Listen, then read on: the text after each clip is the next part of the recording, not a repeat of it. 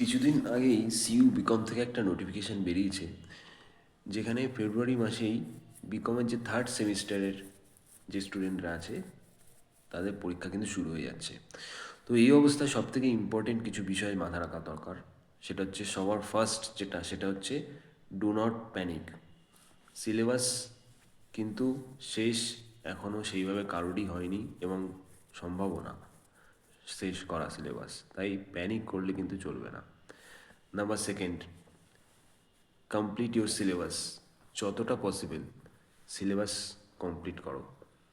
হ্যাঁ জানি টাইম খুবই কম, 2-2.5 মাসের মধ্যে কখনোই সিলেবাস পুরো কমপ্লিট করা পসিবল না, কিন্তু যতটা পসিবল ওভারঅল সিলেবাস কমপ্লিট করো।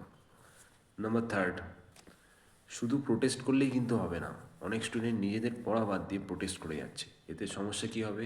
এতে সমস্যা হবে হচ্ছে যতটা টাইম পেয়েছো ততটা টাইম কিন্তু তোমরা না পড়ে যদি প্রোটেস্ট করো তাহলে কিন্তু সেই টাইমটা পুরোপুরি বরবাদ হয়ে যাবে। তাই শুধু প্রোটেস্ট করলেই হবে না, পড়াশুনোটাও করতে হবে।